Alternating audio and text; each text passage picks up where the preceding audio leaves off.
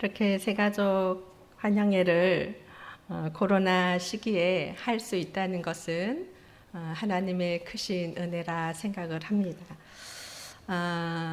저희가 이제 많이 논의를 했습니다. 이거를 해야 되나 어떻게 해야 되나. 그런데 저희가 한 명이라도 하나님이 보내주신 영혼을 환영하는 것이 맞겠다, 이렇게 의논 끝에 하게 되었습니다. 그런데 너무너무 그런데 감사한 것은 너무나 많은 새가족들이 참석해 주셔서 너무 감사합니다. 팬데믹 이 시대는 우리가 어떻게 보면 경제적으로나 정서적으로나 매우 어려운 시기를 우리가 보내고 있습니다. 그 무엇보다 신앙을 가진 신앙인들에게는 그 어느 때보다 참 힘겨운 그러한 시기를 보내고 있는 것입니다. 우리가 작년 여러분 생각해 보세요. 한 명만 확진자가 나와도 교회에 무슨 큰일이 나는 것처럼 예배를 드리지 못했어요. 그것은 이제 먼저 이단인 신천지의 문제가 워낙 컸기 때문에 우리가 믿음의 사람으로서 덕을 세우기 위해서 우리가 그렇게 했던 예배가 이제 공식적으로 드려지지 못하고, 또 목회자들은 사실 예배를 예배당에서 드렸습니다. 그러나 우리 성도님들은 영상을 통해서 하나님의 말씀을 들었어요. 예배를 드리고, 그런 폭풍우와 같은 그때에도 하나님은 여전히 하나님의 영혼을 태어나게 하신다는 것을 코로나 팬데믹을 겪으면서 또 새가족을 또 섬기면서 그런 은혜를 받았습니다. 여러분, 우리가 여기 새가족 성도님들이 계시지만 우리 장로님이 말씀하신 것처럼 우리에게 교회의 뜰 동네 중앙교회 오는 거, 예수님을 나의 구주 나의 하나님으로 영접하는 것이 그냥 나의 뜻 나의 의지로 하는 것 같지만 그렇지 않습니다. 그것은 전적인 하나님의 은혜와 하나님의 초청이 있는 자만이 하나님의 백성이 될 수 있습니다. 저 또한 예수님을 믿지 않았던 사람이었어요. 우리 성도님들은 저의 사이사이 설교 가운데 저의 이야기를 전해서 들은 분들도 많습니다. 그러나 새가족분들 중에 듣지 않은 분들도 있지 않습니까? 저는 저의 인생에 예수님을 만난 것이 내 인생에 가장 잘한 일이다, 이런 생각을 합니다. 여기 있는 새가족들이 세월이 흐른 후에 하나님이 나를 부르셔서 또 동네 중앙교회에 믿음의 사람들과 함께 믿음의 생활을 할 수 있게 허락하신 것이 얼마나 큰 축복이고 얼마나 큰 하나님의 선물인지를 인생을 살면서 여러분은 경험할 것입니다. 2차 세계대전 때에 큰 이제 유럽은 그 문제로 초토화가 되었습니다. 그런데 그 가운데 많은 산적한 문제들 중에 가장 큰 문제가 무엇이냐면 부모를 잃은 전쟁 고아 아이들이었어요.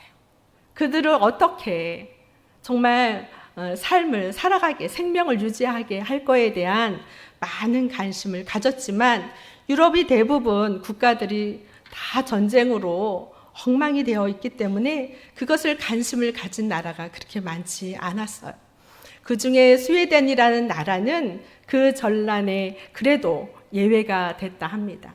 그래서 그 나라가 한 것이 무엇이냐면 의료진들을 중심으로 해서 전쟁 고아들을 어떻게 그들의 생명을 잘 유지해서 자라게 할 수 있을까에 대한 그런 고민을 가지고 있고 그런 계획들을 가지고 있는 중에 조사를 했다 합니다.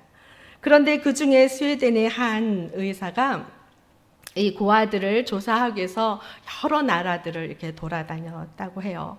그 중에 이제 여러 곳을 다녔지만 그 중에 기억해서 비교한 것이 어디냐면 미군 야전병원의 고아원 보호시설, 그곳을 들렸는데 거기는 너무나도 전쟁 중이지만 시설이 잘 되어 있더라는 거예요. 위생적이고. 그리고 스탠리스에서 아이들을 거기서 잘 양육할 수 있도록 잘 되어 있고 또 잘 차려입은 제복을 입은 간호사들이 아주 적절한 영양을 잘 공급할 수 있는 우유를 때때마다 4시간마다 공급해 주었다고 합니다. 그것을 둘러본 그 의사, 그러고 나서 외딴 산골을 우연치 않게 갔는데 그곳에는 트럭에 한 트럭의 아이들을 싣고 와서 이 아이들을 좀 맡아달라고 6명의 아이들을 그 마을에 그냥 던져두고 갔다고 해요.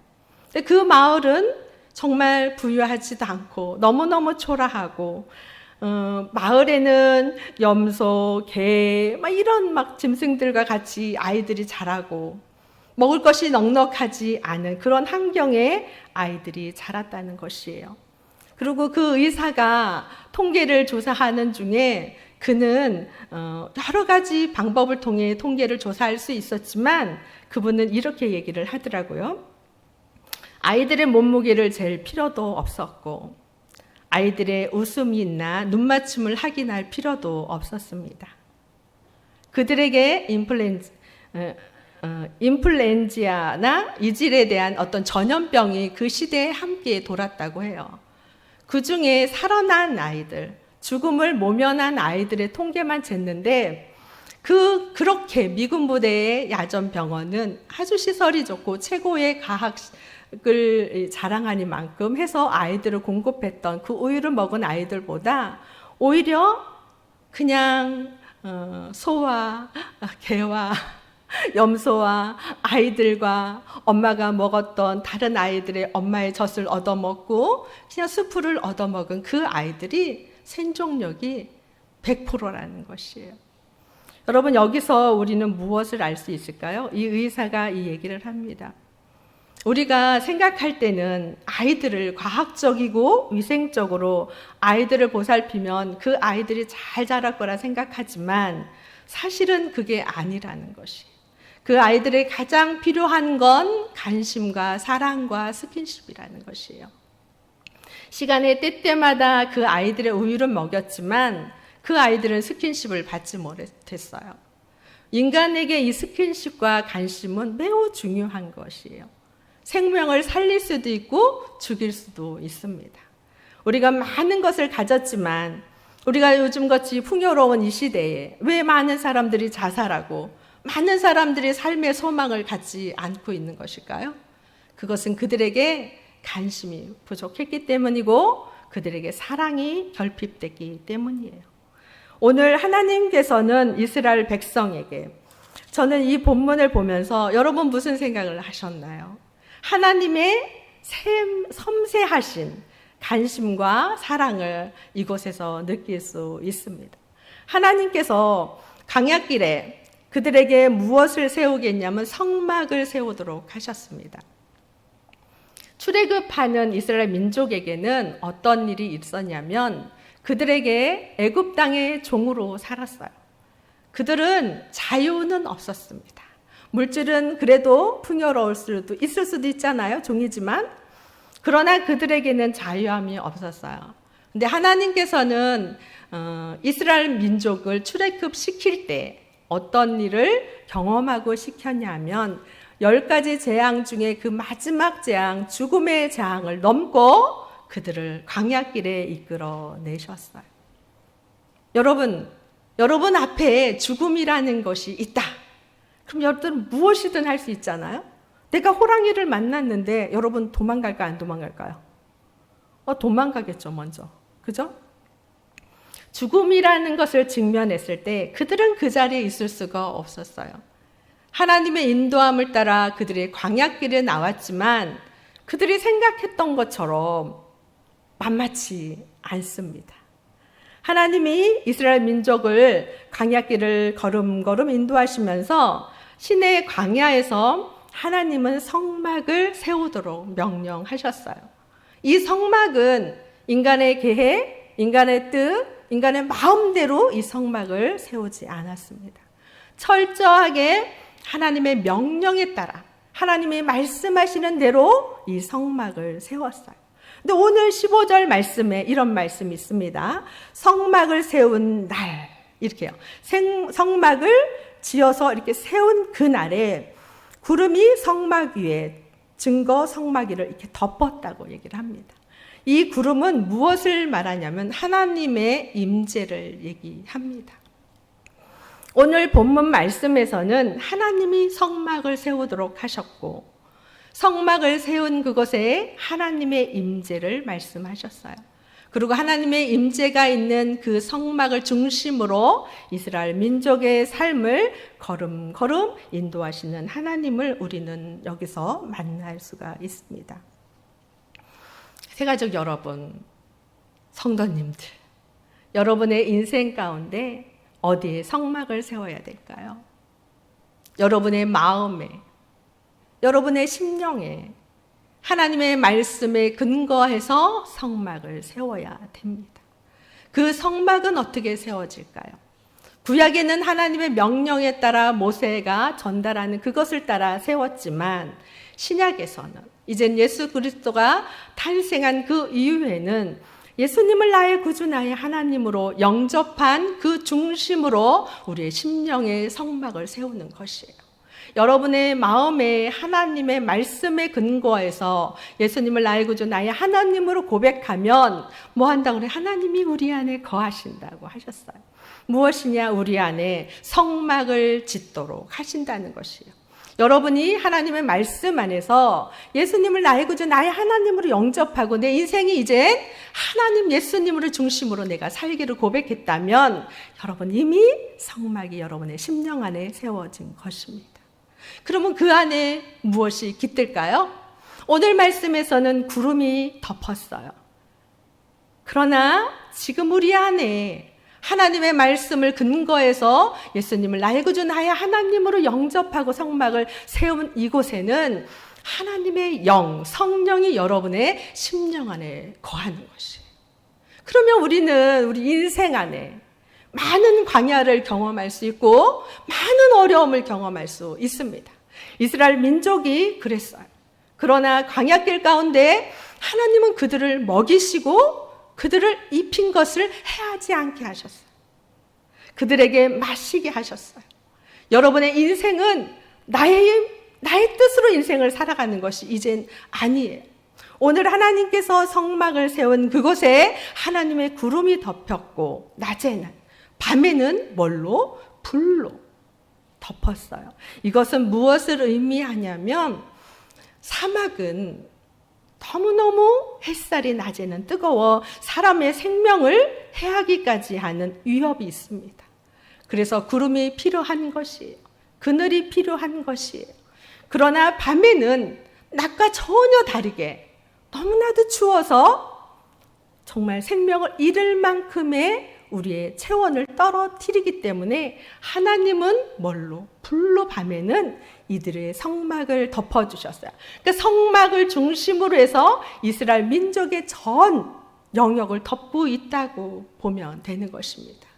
우리의 인생은 그런 것이에요. 저도 제 힘으로 열심히 성실하게 살면 다 어느 날 내가 원하는 자리에 있을 줄 알았어요. 그런데 그게 아니더라고요. 여러분 예수님을 만나는 거, 하나님을 만나는 거 저는 다른 종교와 같지 않다고 봅니다. 여러분 불교를 믿으면 여러분 팔공산에도 막 가잖아요. 그런데 교회는 어찌 그리 오기가 힘이 들까요? 그렇지 않습니까? 어찌 사람들이 예수님을 전하고 생명을 전함에도 어찌 그리 오기가 힘든 것일까요? 그것은 하나님의 허락이 있을 때만이에요. 우리는 이 공간 안에 들어올 수 있고 우리가 하나님의 말씀이 믿어지고 하나님의 말씀이 들려지는 것이에요. 여러분은 큰 축복을 받은 것입니다. 세월이 흐른 후에 그것을 고백할 것이에요. 오늘 이스라엘 민족에게 하나님이 구름의 성막이 있을 때 여러분 이스라엘 민족에게 하나님이 무엇을 말씀하시냐면 구름이 떠오를 때에 어떻게 해요? 우리 16절 볼까요? 항상 그러하여 낮에는 구름이 그것을 덮었고 밤에는 어때요? 불 모양으로 있었는데 17절 구름이 성막에서 어떻게 해요? 떠오를 때에는 이스라엘 자손은 어떻게 해요? 곧 행진한다는 것이에요. 구름이 머무르면 그 자리에 진을 친다는 것이에요. 무엇이냐? 철저하게 하나님의 말씀에 근거해서 그들의 삶의 자리를 하나님 앞에 순종하고 나가는 것을 볼 수가 있습니다. 우리 새가족뿐만 아니라 동네 중학교의 우리 성도님들은 이것을 우리가 훈련해야 돼요. 이것을 훈련해야 돼요. 우리의 믿음의 사람에게 가장 필요한 게 무엇일까요? 저는 인내라고 봐요. 인내. 주님을 따라가는 그 과정은 이스라엘 민족이 광야길을 걷는 것처럼 힘든 것이에요. 때로는 내가 예수 믿은 걸 뒷전에 두고 세상을 향해 가고 싶은 유혹이 너무나도 많을 수 있어요. 청년들은 특히 더 그럴 수 있어요. 하나님을 믿고 따라가는 이 방법이 너무나도 어리석게 느껴질 때가 있어요. 너무 늦은 것 같이 느껴질 때가 있어요. 그런데 늦는 듯 하지만 세월이 흐르는 엄청 빨리 가 있어요. 내가 생각하지 못한 삶의 자리 안에 하나님이 우리를 세워 놓으셔요. 청년들은 특히 하나님의 말씀에 읽고 묵상하면서 하나님의 나의 인생길을 어떻게 인도할 것인가 기대하면서 그 말씀을 붙잡고 간다면 여러분의 인생은 실패해보지 않습니다. 지금은 실패해보는 것 같아요. 지금은 친구들보다 한참 뒤져 있는 것 같아요. 그러나 하나님은 말씀하셔요. 내게 능력 주신 자 안에 뭐 한다는 거예요? 내가 너에게 능력을 줄 거야. 그럼 어떻게 해요? 그 능력을 발휘하기 위해서는 어떻게 하죠? 믿어야죠. 믿어야 되는 거예요. 이 믿음. 이스라엘 민족이 광야길을 어떻게 따라가는 걸까요? 하나님을 신뢰했기 때문에 그들은 출애굽했고 따라 나왔어요. 그런데 중요한 게 있어요. 이스라엘 민족에게 하나님이 가나안 땅 젖과 꿀이 흐르는 땅에 너희들 보내줄 거야. 언약을 졌음에도 불구하고 너무 슬픈 건 이들이 그 땅에 온전하게 다 들어가지 못했다는 것이에요. 우리의 믿음의 사람도 우리도 마찬가지예요. 우리가 예수님을 나의 구주 나의 하나님으로 영접했다 기뻐하고 감사하며 인생을 살다가 어느 날 우리 안에 감당할 수 없는 큰 위기를 만나고 문제를 만나면 그 마음에 낙심의 그 자리에 사단은 말해요. 별거 아니지 믿음? 속삭일 수 있어요. 너가 허송세월을 보낸 거야 라고 속삭일 수 있어요. 그러나 절대 그렇지 않습니다. 그렇게 속삭이는 그 소리 안에 한 발짝 더 내밀을 수 있는 용기와 믿음이 필요한 것이에요. 여러분에게 주신 하나님의 축복의 이 선물을 여러분이 인생의 마지막 주님의 죽음의 문턱에 있을 때까지 여러분이 이 축복을 놓지 말아야 돼요. 그러면 우리는 뭐라 그랬죠? 죽으나 죽어 있는 게 아니라고 그랬어요. 그죠? 주님을 믿는 그 즉시 우리 안에 무엇이 영생이 거하는 것이 여러분 우리 안에 영생이 거하는 거란 말이에요. 예수를 믿는 그 즉시 여러분 우리가 죽은 후에 무엇이 고통받습니까? 제가 새가족 교육할 때 그 얘기를 참 많이 해요. 우리 새가족 교육을 다 못 받고 우리가 환영회를 합니다. 소그룹 모임을 하지 못하게 해서. 그런데 여러분 죽은 사람이 무엇이 고통스러워합니까? 뜨거운 불에 들어가도 절대 나오지 않습니다. 그러나 여러분이 이 작은 불에도 우리가 어때야 되면 뜨거워하잖아요. 그게 뭐예요? 육체가 뜨거워하는 것 같죠? 우리 영이 뜨거워하는 것이에요. 그래서 우리 안에 주님이 주시는 그 성막에 주 예수 그리스도를 나의 구주 나의 하나님으로 영접한 우리에게는 언제나 이스라엘 민족을 구름기둥과 불기둥으로 그들의 인생을 걸음걸음 인도한 것처럼 여러분의 심령 안에 성령 하나님이 여러분의 인생을 걸음걸음 인도하실 거예요. 이것을 믿어야 돼요. 그런데 여기 보세요.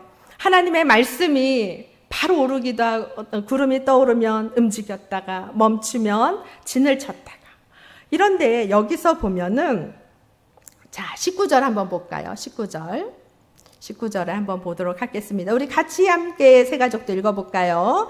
구름이 성막위에 머무는 날이 오랠 때에는 이스라엘 자손이 여호와의 명령을 지켜 어떻게 해요? 행진하지 아니하였으며. 어때요? 어쩔 때는 우리가 하나님을 따라가는 그 길에 너무너무 힘들어 기도할 때 어쩔 때는 바로바로 하나님이 응답하고 우리의 걸음걸음을 인도하지만 때로는 오랜 세월 동안 하나님이 없는 것과 같은 침묵하는 것과 같이 하나님의 길이 인도함을 없는 것 같은 때가 있어요. 오랜 세월 동안, 오랜 시간 동안. 그런데 이스라엘 민족은 어떻게 해요? 그때도 어떻게 해요? 하나님의 명령을 지켜서 행진하지 아니했다는 것이. 무엇보다 우리 세 가족, 우리 여러분들은 하나님의 임재가 여러분의 삶의 자리에 언제나 있습니다. 그래서 그 하나님의 하고의 교제를 하기 위해서는 어떻게 해야 돼요? 말씀을 읽어야 하나님의 뜻이 무엇인지를 알고 기도를 해야 하나님이 무엇을 원하는지 알아요. 그래서 그 걸음걸음을 인도함을 받을 때 여러분은 절대 인생에 실패해보지 않습니다. 여러분 세상의 가치관으로 실패의 기준을 두지 마세요. 아까 전쟁 고아가 최고의 환경에 있었던 그 아이들은 많이 그런 전염병에 죽었습니다.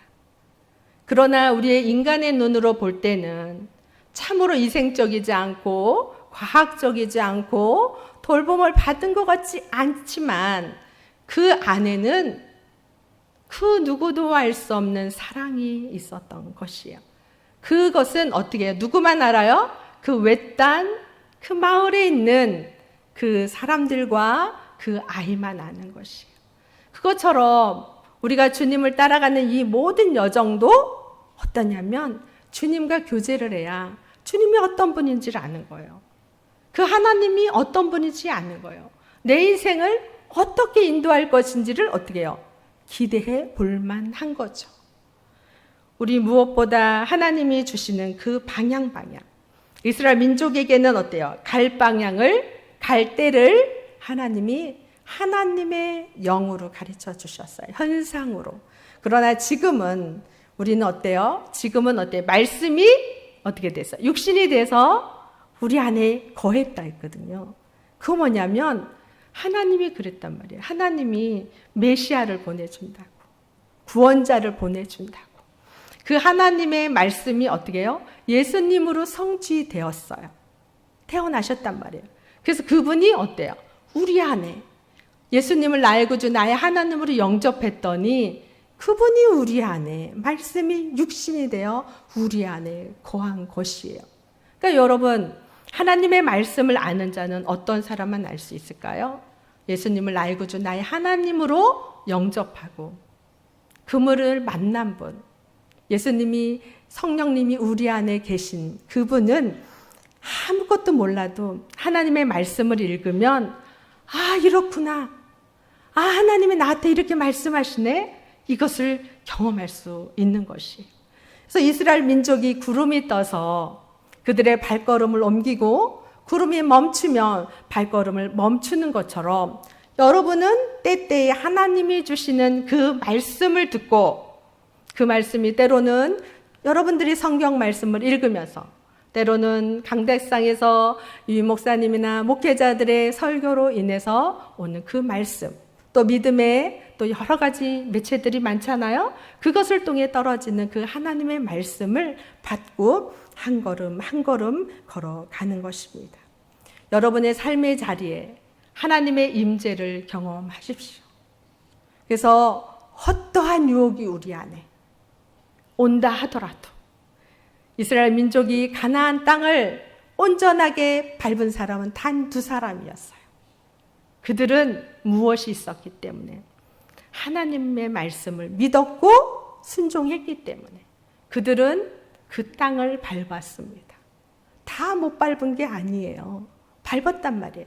그것처럼 우리 새 가족들은 여러분의 삶의 자리가 성령으로 띠띠어주셔서 성령의 인도함을 걸음걸음 받으면서 여러분이 하나님의 이 땅 가운데 태어나신 그 목적대로 그 사명대로 여러분의 삶을 아름답게 하나님 앞에 올려드린다면 여러분이 애써서 사회적으로 어떤 위치를 갖고 싶어도 여러분이 애쓴 것보다 더한 자리를 하나님이 허락하십니다. 부와 명예는 하나님 앞에 있다 하셨어요. 부와 명예는 하나님 앞에 있다 했습니다. 여러분의 삶의 자리가 가장 행복한 건 가장 큰 축복은 뭐냐면 청년의 때에 주님을 만난 것이에요. 청년의 때에 여러분의 복음을 받아들인 것이에요. 복음에는 능력이 있습니다. 복음에는 하나님의 역사가 일어나는 것이에요. 그런 은혜와 은총이 여러분의 삶의 자리에 있기를 바랍니다. 아멘. 왜냐하면 오늘 간증도 있고 해서 오늘은 설교를 여기까지 하겠습니다. 기도하겠습니다. 사랑의 하나님 참으로 감사합니다. 이 코로나 팬데믹 시대에 어렵고 힘든 시기에 하나님께서 사랑하는 영혼들 한 영혼 한 영혼 동네 중앙교회에 보내주시니 참으로 감사드립니다. 무엇보다 하나님 우리 새 가족들이 성령으로 띠뛰어서 세상을 향해 발걸음이 가지 않게 하시고 온전히 주님의 영에 사로잡혀 주님을 중심으로 인생을 살아가게 하여 주시옵소서.